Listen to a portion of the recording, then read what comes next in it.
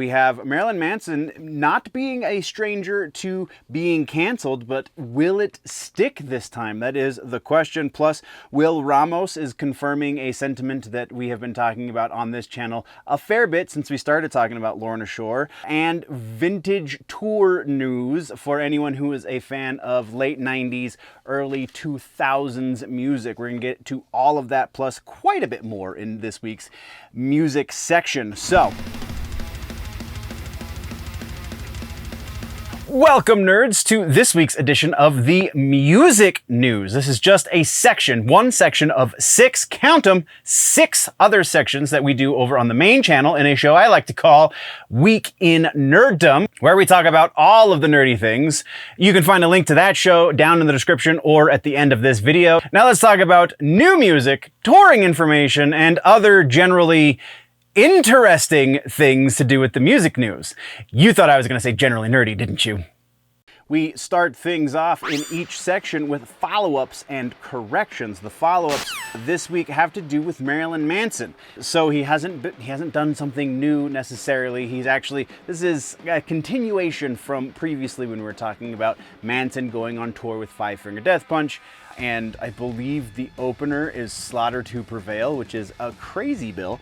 But so there was an interview recently on the Jesea Lee show with Zoltan Bathory, who is the lead guitar player for Five Finger Death Punch. They were talking specifically about Manson, and Zoltan is saying that Manson is clean and sober, and this is going to be some of his best shows. I'm paraphrasing from the interview, but that seems to be the sentiment, that Zoltan, the guys in Five Finger Death Punch, not being alien to the idea of substance abuse. So it seems pretty on character for them to be extending an olive branch to a fellow artist who has had issues with substance abuse as well, and giving him a chance to redeem himself. So that's actually an uplifting news piece this week when it comes to cancel culture, which is really the only time I will willingly talk about cancel stuff on the channel, because the rest of it just seems like a waste of time. So yeah, that's kind of where we're at right now with the Manson stuff. As those dates start happening and reports start coming in as to whether or not Manson shows up on time, completes his set, all of that stuff will be follow-up fodder, if you will. But that's what we got for follow-ups this week. Let's talk about new music, shall we? We have another new track from High on Fire. This is the title track off of their new record, Cometh the Storm. This track, very different from the last one we got from them in that the vocal mix is really muddy and just buried. Not that High on Fire really has had the best vocal stuff previously, but the last one we got with that weird AI music video was just the vocal mix sat better. Always, I'm going to be a fan of Matt Pike's tone just because the dude has the tone of God in his fingers as well as coming through that amp. So it's still a solid track, though not as solid as the first single off the record. So very interesting. Gonna be really interesting when this record finally drops, what the rest of the album sounds like. Then we have a new track from Architects. The name of the track is Curse. I'm not, generally speaking, very big on Architects. I don't know, it's metalcore, which is a genre I really do get into, just for whatever reason, have never really been able to get into Architects. And this new track isn't changing anything. Honestly, from what I know of their catalog, this is honestly less aggressive than they've done previously. So that doesn't really kind of bode well as far as my interest is concerned. I'm sure if you're a fan of Architects, then you dig it. If you like kind of the more soft side of the metalcore, you'll probably dig this, but otherwise I would say stay away. There's better Architects tracks. There's much better metalcore out there. So take with that what you will. Our next new track comes from Enterprise Earth. The name of the song is I Divine. We talk about this regularly when we're talking about genres we generally cover here on the channel, and that is experimenting with form. And the dudes in Enterprise Earth definitely do that with their chosen subgenre of deathcore. metalcore, I'm pretty sure is where they would sit. Sometimes I'm really terrible with subgenres because a lot of them, really the only difference is the words, the lyrical content. So sometimes it's a little hard to tell. But yeah, Enterprise Earth, if you dig the aggressive stuff, I Divine is definitely going to be a track that you're into. I haven't heard anything from this band that hasn't been great, and this is just continuing the streak. Then the next track we have is from metalcore stalwarts, August Burns Red. The name of this track is The Cleansing. It is featuring Will Ramos of Lorna Shore fame. This is proof that Will is a much more dynamic vocalist, I think, than he was given the ability to do on I Remain, I believe is the name of the Lorna Shore record, the last Lorna Shore record. Just kind of was not, I think I got the record title wrong, but either way, just not to his true potential. And then you stick him in front of a band like August Burns Red and you give him dual vocal duties, and the kid can really shine. He has some really great chops under his belt, and this is a fantastic example of that. Also a fantastic example of August Burns Red's chops, because I don't think, again, this is another band that really you would have to dig for something that was subpar by these guys, and that would be super early in their catalog, and honestly, you might be hard-pressed even then to find subpar music from these guys. They just are incredible musicians who always knock it out of the park. This is no exception. I absolutely recommend The Cleansing. Go check it out. Next up, we have a new track from Imminence, a band that we've talked about briefly previously. Haven't really dug into their catalog yet much, but everything that they've been putting out since they have become a blip on the radar is super solid. The name of this track is Beyond the Pale. This is just stellar metalcore from the country of Sweden. These guys rock. I don't know what it is about the heavy music from that country, but it is a very small country that has a very high output of quality heavy music in many subgenres of the heavy side of things. So yeah, I don't really know what they're putting in the food or the water or whatever, but it's working, so keep it up and go check out the new Eminence track, Beyond the Pale.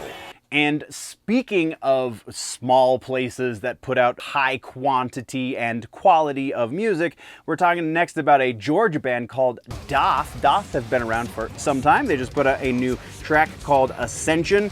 I don't understand what it is about Georgia that just brings out the riffs in folks, but this is a riff kind of salad, it would seem, which works for it and against it in a lot of ways. There's definitely a section in the middle that probably could have been cut because it starts to feel a little meandering, but I mean, that's really just getting nitpicky at this point. Ascension by Doth is a prime example of how you can get really proggy and still stay super heavy. So yeah, this is another band. I'm not super familiar with their back catalog, but everything that I have been hearing from them has been fantastic. And this, once again, is continuing that trend. So go check out the new Ascension track from Doth. And then Kerry King is our next one. New track for his solo record, Residue. This one, much like the first one, shades of Slayer, if you will. The lead singer for his solo project just kind of looks like a small Tom Araya, so it only seems fitting that he also sounds like a small Tom Araya. But I don't know that you would have expected anything less from Kerry King. If you are not a fan of Slayer, you're probably not going to dig this. But if you are a fan of Slayer, and I know there are minions of you, many minions, this is right up your alley. I don't know, whatever, go check it out. Rounding out the new music session is a new track from Thursday. Screamo, emo, maybe? Band from the early aughts, late 90s-ish. I know when I was like a senior in high school, they became a big thing or something along those lines. But the name of the track is Application for Release from the Dream. This is the first track that they have released in 13 years, and I still don't like Thursday. I'm sorry. This is a subgenre of the aggressive side of music that I just could not get into. Even as it's aged, it just doesn't really do much for me. If I'm gonna listen to sad boy music, it's gonna be like Korn or Deftones or something like that. There is something about the screamo side of it that just really does not click with my ears.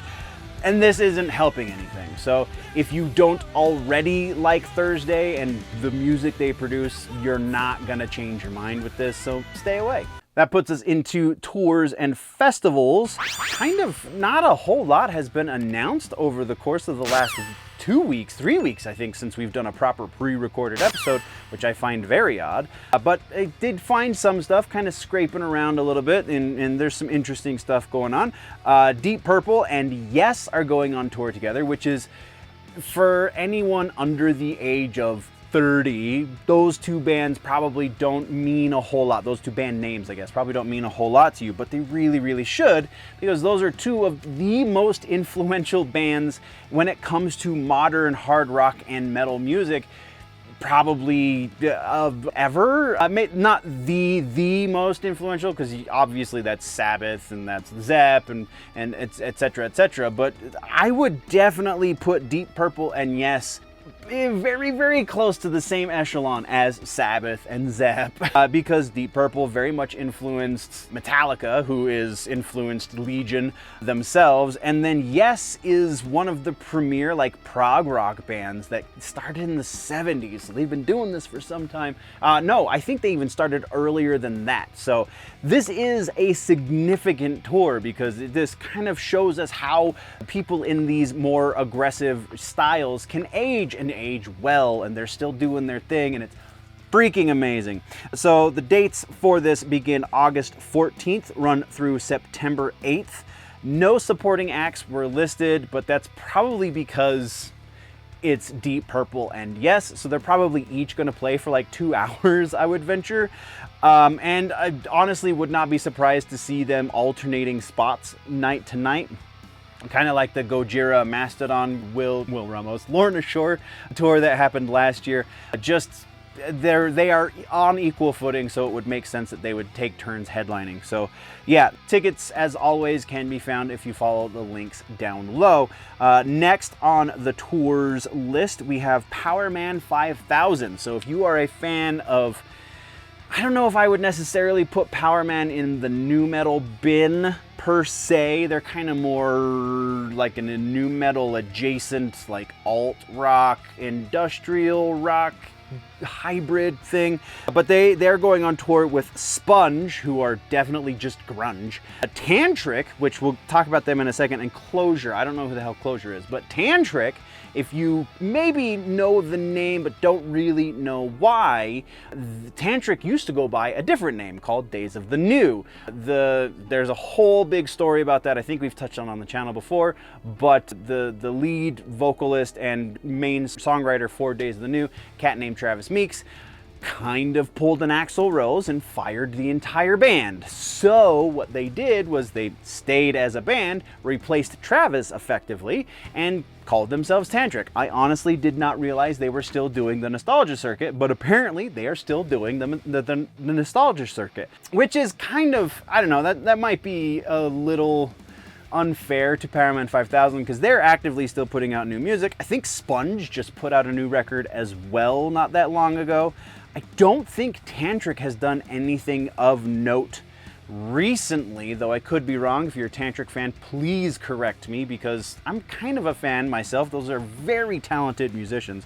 But we're going on way too long about one of the supporting acts for this tour. Powerman 5000 tour dates start July 2nd and run through July 29th. Tickets, again, link in the description. From there, we have our last tour, and that is Dream Theater. This is a European tour. It will be the first tour that Dream Theater has done with Mike Portnoy on drums since 2010. So it has been 14 years since they have had Portnoy on the drum throne. It's going to be running October 20th in London through November 28th in Amsterdam. I was unable to find ticket links for this one, probably because it's European and I'm not in Europe, but go check out dreamtheater.com, and I'm sure they will have tickets available there. That's what we got for tours and festivals, so let's move things over. Don't have any regular, much like weeks previously, nerds. This episode is sponsored to a degree by Dubby energy drinks. I would have a Dubby on me right now, but A, I've drank copious amounts of caffeine today already, so I don't need to do that to myself. But B, I just finished off my tub, so I have to order a new one, which is super easy. If you follow the link down in the description, use code GenerallyNerdy at checkout and you get 10% off of your tub of Dubby. That code will work once they start rolling out the cans. I keep getting emails about cans are in the works. Cans are in the works, so hopefully soon we will be also doing cans of Dubby. Again, you can get your 10% off using Generally Nerdy at checkout.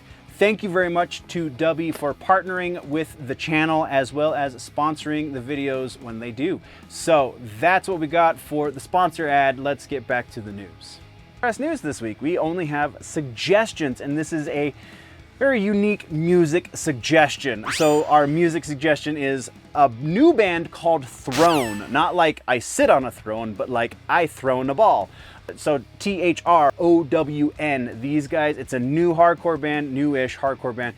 They only have 8 tracks up on Spotify right now, and the grand total length of all 8 tracks together, if you listen to track 1 through track 8, you're gonna waste 17 minutes. So I would say, you know, go check out this song or that song, just play the 17 minutes of music, because it honestly, from my musical digestion standpoint, it feels like one big long prog metal song, and I can totally get behind that. But if you digest them individually too, they feel a lot longer than they actually are, which speaks volumes to the talent of these guys. So your musical suggestion this week is the band Throne. Go check them out. That brings us to the end of the video, nerds. Thank you very much for joining me for the news. Once again, there is a full and probably much more up-to-date and recent episode of the news, the full-length version, if you will, called The Week in Nerddom over on the main channel, linked down in the description, and probably link popping up somewhere around my face right about now. So click on that, go check that out as well, or if you prefer your news in more truncated pieces, then by all means just stick around here and go check out some of the other stuff we offer on this channel. Thank you very much for joining me. We will see you in the next one. Before we go, always remember, nerds, that if it is generally nerdy, it's probably here.